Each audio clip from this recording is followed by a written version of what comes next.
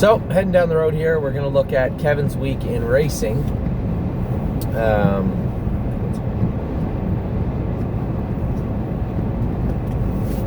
a tasty beverage right there. Kevin's week in racing. So, Earthseeker, I don't think he raced yet. I think he's racing. I feel a little embarrassed. I don't think he raced last week. Last I talked to you, we were going to school him. We did train him hard at the farm. Made some changes in his equipment. He looked better to me. Made some shoeing changes that may really, really significantly help this horse. You know, when you see a horse that he raced good for like 8-10 starts in a row, it seemed like, in the spring, and then really just kind of faded away. You know, there's only a few things that happen. They're tired, which he's not. They're sick, which he's not. They're bleeding, which he's not. Tying up, heart, any of these things, none of the above. So for me, it's probably pain. Probably hurting a little somewhere. We couldn't put our finger on it. You know, his knees bothered him a bit, his hocks bothered him a bit, but nothing that would make you say, oh, it's, you know, he's lame here or there. He just was underperforming. So we changed his shoes up front. I think Kevin said he put a set of flip-flops on him up front. We talked about these shoes before. It's almost a free-moving piece of plastic at the back, much like a flip-flop would be on your foot. Obviously a little stiffer plastic, and it stays a little closer to the foot, but same sort of concept, and it absorbs a lot of shock. So the giveaway on that is sometimes they don't get through deeper tracks with that flip-flop. The traction isn't there, and they're more prone to trotters will interfere a little bit more behind. I personally find pacers in this case, I believe we can let us hobbles out with the comfort. Should come a little bit longer gait, less interference, less wasted time, if you will. So Earthseeker, I know he didn't race yet. He might be racing tonight. No, he waited because there's a series coming up. I think he probably schooled him Tuesday, I guess. Beck's Pride. Something's got to give with old Beck. Nice horse. I really tried my hardest, and Kevin has also, to get this horse under control. He's not really under control. He's just no good. He just tries. He tries. Feels like he's trying, but the level of ability just isn't there right yet. And I think we've almost come to a precipice where something's got to give with Beck. Book the bet. Kevin and I were talking the other day. He'd entered Book the Bet in the grassroots stake. I was lobbying for a condition claimer. So he really likes this mare. He thinks that she's got a lot more to do, a lot more to give. And in that regard, I think I completely, wholeheartedly agree with him. I think she's proven she does have talent. The problem is she never really gives it all up. She never really digs down deep, if you will. And anyway, she raced well. She placed 54 and won last half 56. But my feelings on her have not changed. Put her in where she can win every single week. Every week, put her in where she can win. And for me, that's not a grassroots. That's a condition claimer. We got her in the condition claiming race, a stake series down here in Georgian coming up, which I think she'll do very well in. So interested to see. Obviously, it's Kevin's call. I mean, we have more horses going to Kevin. We've sold a few. We've moved a couple out. We're moving the barn around. We've actually whittled down to about 80, 85 horses from the 107 we had this winter. So, some are babies that are turned out in the field now, and some we sold. So, I leave that up to Kevin. I think he, the same as I, want to see the horses win, but he's worried that he doesn't want to give horses away either. Listen, the claimant price on Book the Bet is $26,000. There's no giveaway there. That's what she's worth right now. So I think Book the Bet needs to be put in better condition. But we'll see. We'll see this week. Definitely, she's paid into that condition claiming stake race. I would assume she's going in there. So we'll see what happens in the near future. Dancing at Midland just got beat last week. Just got beat a nose at the wire.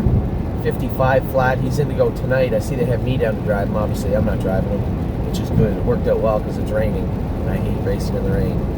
So, dancing at Midland. I don't know who's going to drive him tonight. I know he drew the outside. Raced fantastic last week. Really gritty effort. Really, really happy with what I saw from him. Facing Justice. We're having a little trouble with this guy. It's not the lameness. It's the ability to do well. You know, he missed 4 weeks, and for an old trotter that's not the soundest, I guess, it's tough to get back in the swing of things. And I gotta admit, you know, it's bad luck when horses, you know, miss time after you claim them, but I know everybody out there that bought into Facing Justice knows the other horse we were going to claim, and he's won 11 races this year. Now, he's bounced back and forth from barn to barn, and I doubt we would have kept him for very long, but I really made a clunker of a claim with this guy, I think, and we're going to do our best to get him in some spots where he can win. I know he's in tomorrow night, and actually I know I'm actually going to drive him tomorrow night. There's a screw up in Ontario right now, and obviously it should be, to me, it's an easy fix, but obviously it's not. What happens right now is Grand River Raceway draws Wednesday morning, 10 o'clock. The draw is done by 2. Scratch time is Thursday at 9:10 a.m. The draw for Monday at Mohawk, the box closes at 10:30 a.m. Draw is done around 1 p.m. So you have to commit to Grand River or not commit to Grand River before you can see who's drawn in where at Mohawk, which is completely ridiculous. But we have a pretty good working relationship with the race secretariat for the B tracks and Ian Fleming, and I know he's working on the problem. I know there's probably just some logistics. It's a lot of work. They do all the B tracks, so I get that, but at the same time, you know, for me, it's not a big deal. What if you're a kid trying to get your foot in the door? What if you're Bob McClure 2 years ago trying to get your foot in the door at Mohawk? You really have to not commit. You have to book off races that you're pretty sure you can win at Grand River to see what you're going to get at Mohawk. It's a little unfair to the kids like that. So hopefully they get that fixed. In regards to that, I am only listed on Springbridge Proud and booked off the 4th and 9th. I will be back on the 4th and 9th, and I will drive them. So I'll drive Facing Justice and American League on Monday night at Grand River. James is down to drive Twinsburg. Now, Twinsburg had a little elevated white count, and we saw this roll through the barn over the last few weeks. You saw it take a hold of West 52nd in his first lifetime start, and can't race them when they're sick. Just can't race them when there's any sickness at all. So she looks fine. There's no mucus in her nose. We didn't scope her, but eating good, no temperature. But we're going to draw that blood again on Monday, see if we can get a good look at it. What it is the weight counts broke up into different parts, and the neutrophils and the monocytes are a little. The neutrophils are skewed, which it shouldn't be. Should be 60-40 and equals 100, and the smaller levels chew away at those top two. So it might be like 58, 28, and few monocytes and stuff. The monocytes are 10, which is high. And her blood was a little out of whack, just a little bit. So we're going to draw that on Monday and see if we can get a better idea of whether she can race or not. And if her neutrophils are high, again, she won't be racing on Monday at all. So, but that's a good thing. Happy Holidays is really in a funk. A couple of horses in the barn right now. Zeppelin B, another one for Jason, and Happy Holidays for Kevin is really in a funk. Just she's really going to have to work through this. Not finishing up her miles, not looking good.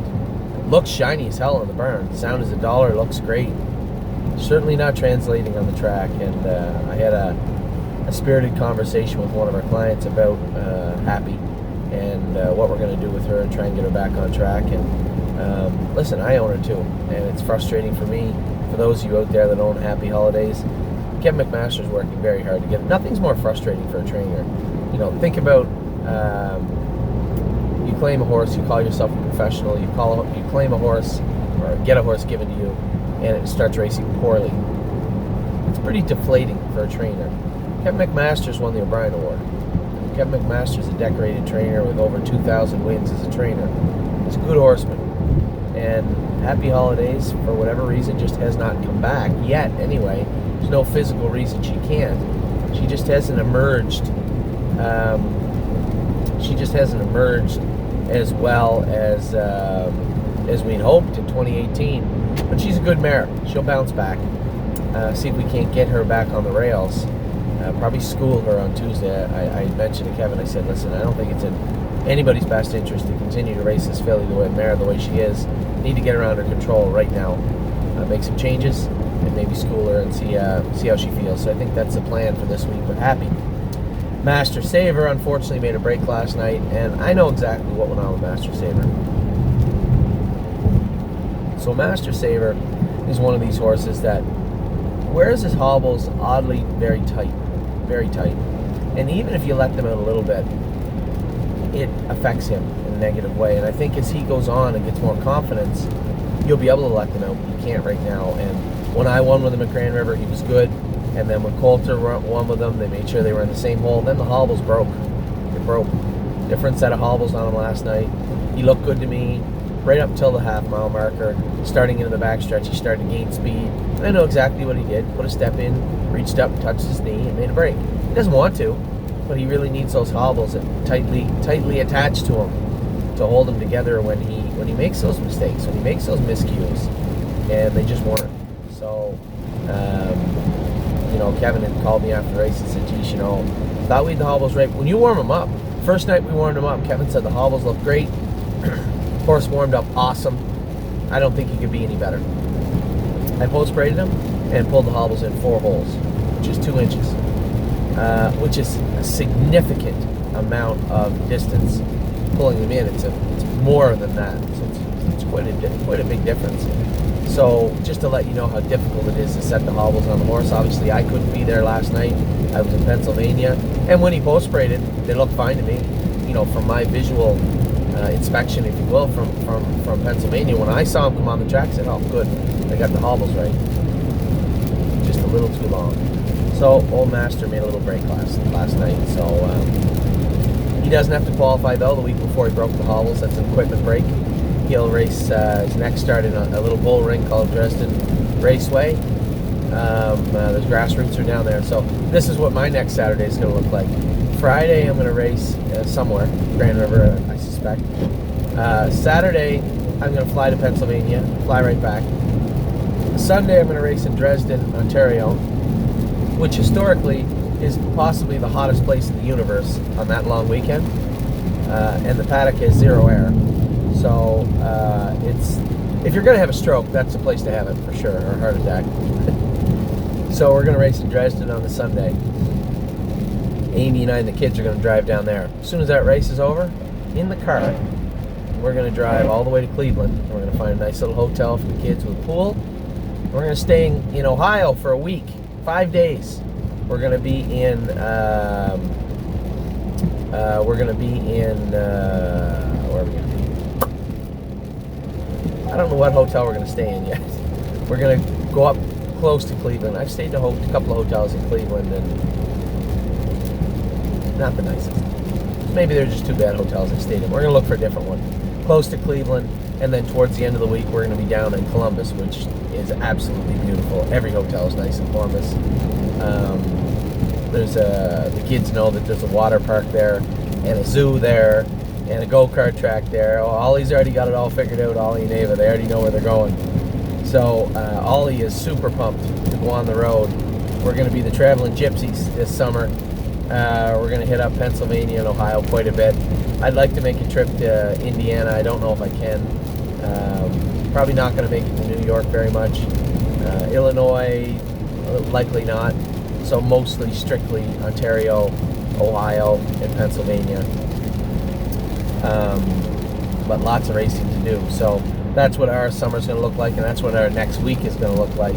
So Master Saver is going to make his next start in the grassroots in Dresden Raceway. See if we can't get his equipment issues under control. Pave-the-Line Blue Chip did not race this week, and I don't know why. I own the vast majority of this filly. I think she should be racing more, but I don't know. She just didn't get in, I guess. Maybe raced her and didn't tell me. If she raced, I missed her racing, put it that way, but I don't think she did. She needs a week off. She's been racing hard all year, so not a big deal. Stonebridge Hall, I raced Stonebridge Hall at Mohawk. A little bit of vet work, and I think Stonebridge Hall will give them all they want in that class for the next little while. The only shitty part about that is he probably won't be with us long if he starts racing really, really well. He had a decent third place finish the other night. Might be claimed next week. I don't know. We'll see. So Stonebridge Hall raced well. Very happy with how he raced.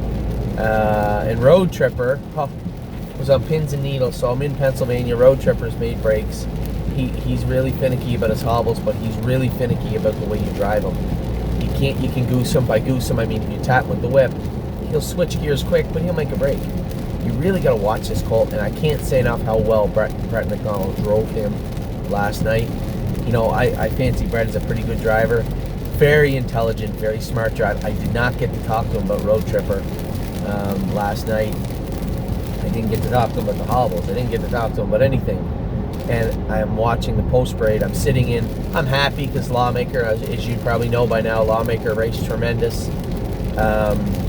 You know, finished third in 53, made the final of the $500,000 American. Beal Memorial next week. Now, there's no slouches. You know, he's going to be at long odds. I don't think long, but he raced well. So I was pumped, you know, and we went to celebrate up at the restaurant while we were waiting for Jody to get done. He was in the 10th. I turned the racing day on. Here's Road Tripper post parade, and I never talked to Brett. So and I just watched the replay of Master Saver running. So I'm like biting a hole in my lip. And Brett McDonald drove this horse so good. Got away 6th. Just let the horse find his gait in the last 3/8 of the mile, charging on the end of it, 58-2 last quarter and 28 apiece, I think. Just a tremendously smart, intelligent drive. Really happy with the way that kid drove that horse. And you know, obviously Brett's done some work for us in the past, and he's going to continue to do work for us, especially if he drives horses like that. Just a great job, Brett, last night. So thank you very much. As you may have noticed, Delmar J and Tortola Sunrise were not on that list. We sold them both this week. Tortola Sunrise, the owner was given a claiming price for the horse. You know, when you walk on the track at 30-1, and somebody walks up and offers you claiming price for the horse you just raced, it might be in your best interest to take the money in. And Daryl did. Sold Tortola Sunrise to the States.